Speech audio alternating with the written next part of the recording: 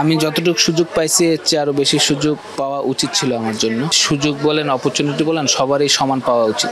সব বিভাগেই কিন্তু এরকম ফ্যাসিলিটিস আছে, শুধু রংপুরেই নাই। এটা নিয়ে আমরা কথা বলছি এবং বুলবুল ভাই যতটুকু আশ্বাস দিছে আমরা আশাবাদী যে এই কাজ খুব দ্রুতই হবে ইনশাল্লাহ। ক্রিকেট আমি ভালোবাসি, খেলতে ভালোবাসি এবং ক্রিকেটের সাথে থাকতে অবশ্যই ভালো লাগে। অনেকদিন পর আপনাকে বিসিবির প্রোগ্রামে দেখলাম, রংপুরে অনেকদিন পর প্রোগ্রাম হলো, এসে কেমন লাগলো আর কি মনে হচ্ছে রংপুরে ক্রিকেটে পরিবর্তন আসবে কিনা? অবশ্যই ভালো লাগতেছে, বুলবুল ভাই আসছে এবং আমাদের রংপুরে কিছু সমস্যা ছিল, যেরকম ইনডোর ছিল না মাঠে, আপনার মাঠটা আউটফিল্ডটা অনেক খারাপ ছিল, তারপর হচ্ছে প্র্যাকটিস ফ্যাসিলিটিস ছিল না। তো এসব নিয়ে বুলবুল ভাইয়ের সাথে কথা বললাম এবং উনি আশ্বাস দিয়েছে যে এগুলা কাজ খুব দ্রুতই শুরু করবে।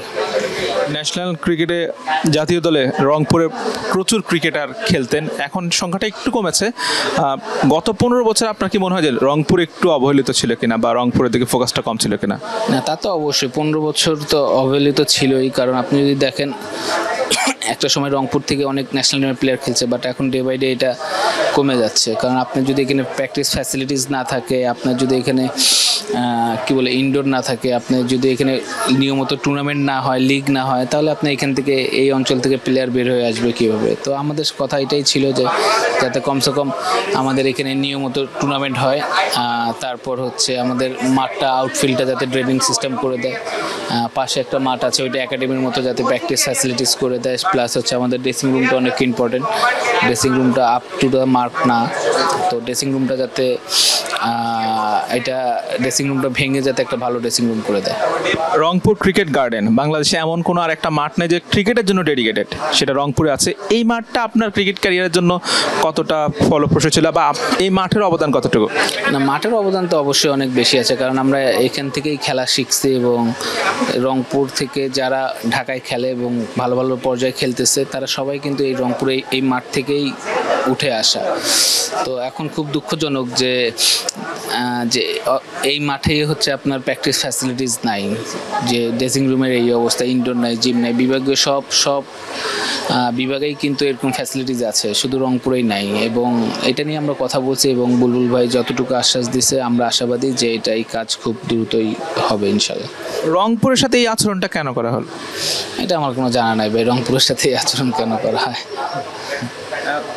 বলছিলেন যে আসলে লিগের কথা বলছিলেন, মাঠের কথা বলছিলেন, সব মিলিয়ে আসলে কি মনে হয় যে বুলবুল ভাই যে আপনাদের সঙ্গে আজকে কথা বলেছে পজিটিভ কিছু হবে কিনা? এরকম তো অনেকে অনেক কথা বলেন। না, এর আগেও অনেক কথা বলছে এবং সে অনুযায়ী হয়তো বা কাজ হয়নি, বাট বুলবুল ভাইকে আমি যতটুকু চিনি ব্যক্তিগতভাবে, উনি যদি বলে থাকে তাহলে এটা হবে আর কি। তো উনি আশ্বাস দিছে, ইনশাল্লাহ আমরাও আশাবাদী যে যেসব জিনিস নিয়ে আমরা কথা বলছি উনি বলছে সব কিছুই যৌক্তিক।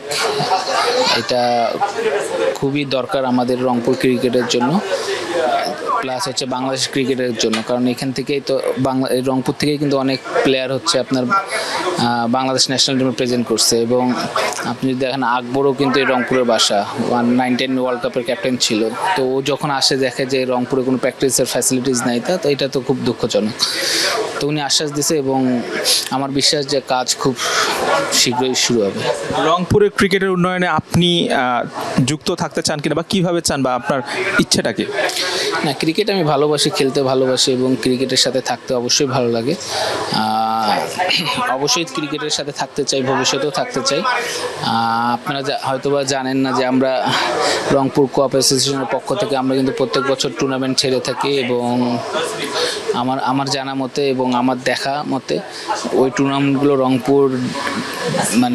রংপুরের মধ্যে সবচেয়ে ভালো টুর্নামেন্ট হয়। তো আমরা এবারকেও ছাড়বো আমাদের কোঅপ অ্যাসোসিয়েশন থেকে। তো অবশ্যই ক্রিকেটের সাথে থাকবো সবসময়। বুলবুল ভাই আসার পর থেকে দেখি যে আপনাকে খুব মূল্যায়ন করছেন এবং যখন আপনার নামটা বলছেন তখন হচ্ছে বাংলাদেশ দলের সেরা ফিনিশার, এভাবেই তিনি আপনাকে সম্বোধন করেছে। তো এমন একটা ক্যারিয়ার বা এত ভালো একজন ফিনিশার আপনার পরে কিন্তু ওভাবে পাওয়া যাচ্ছে না বা পাওয়া যায়নি। তো ওই ক্যারিয়ারটা খুব বেশি লম্বা হয়নি অনেক কারণে, একটু কি আফসোস হয় কিনা ওই ক্যারিয়ারের জন্য? না, আফসোস ঠিক তেমন হয় না, বাট আমি যতটুকু সুযোগ পাইছি এর চেয়ে আরও বেশি সুযোগ পাওয়া উচিত ছিল আমার জন্য। বাট আমি বের বের হওয়ার পর হয়তোবা অনেক প্লেয়ার আছে যে আরও অনেক বেশি বেশি সুযোগ পাইছে, বাট এটা সবার জন্য সমান হওয়া উচিত ছিল, বাট সেটা হয়নি। বাট এটা নিয়ে আক্ষেপের কিছু নেই, যেটা আপনার কপালে আছে, রিজিক আছে, সেটাই হবে। আর এটা নিয়ে আমি কারো দোষারোপও করি না বা কোনো কিছু করি না। এই সুযোগ না পাওয়ার পেছনে আসলে কোনো ব্যক্তিগত আক্রোশ ছিল কিনা, বা পূর্বের এমন কোনো কেউ ছিল যে আপনার উপর আক্রোশ ছিল, কিংবা সে কারণে হয়তো আপনাকে বারবার পারফর্ম করার পরে দলে নেয়নি, এমন কোনো কিছু ছিল? হ্যাঁ, জানি না ভাই, আমাদের মধ্যে এরকম কারোর সাথে কোনো সমস্যা হয় নাই আমার জানা মতে। তা এটা হচ্ছে আমি একবার একটা ইন্টারভিউতে বলছিলাম যে সিলেকশন প্যানেল থাকে, আমার মনে হয় যে 2 বছর পর পর চেঞ্জ হওয়া উচিত। কারণ আপনি যদি 9 বছর ধরে একটা চেয়ারের মধ্যে বসে থাকেন, আমার চোখে আপনি ভালো নাও লাগতে পারেন বা আমার চোখে আপনি ভালো লাগতে পারেন।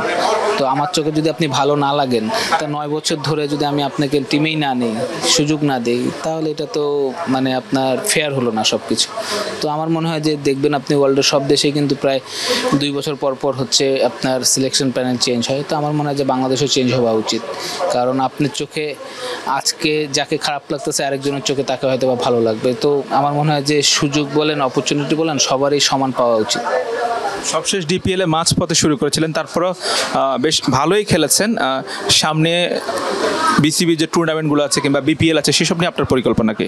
না, আমরা প্র্যাকটিস করতেছি, ইনশাল্লাহ আমরা রংপুরেই প্র্যাকটিস করবো। এখানে আমরা অলরেডি রংপুর, আমাদের সামনে মনে হয় T20 খেলা, তো এনসিএল T20 খেলা, তো আমাদের রংপুর টিম এখানেই প্র্যাকটিস করবো ইনশাল্লাহ। এইভাবে কথাবার্তা বলছি, তো দেখি আমরা প্রায় 2 মাস এখানে প্র্যাকটিস করে তারপর খেলবো। কত বছর ক্রিকেটটা চালিয়ে যেতে চান? যতদিন সুস্থ থাকবো, আল্লাহর রহমতে খেলতে পারবো ততদিন।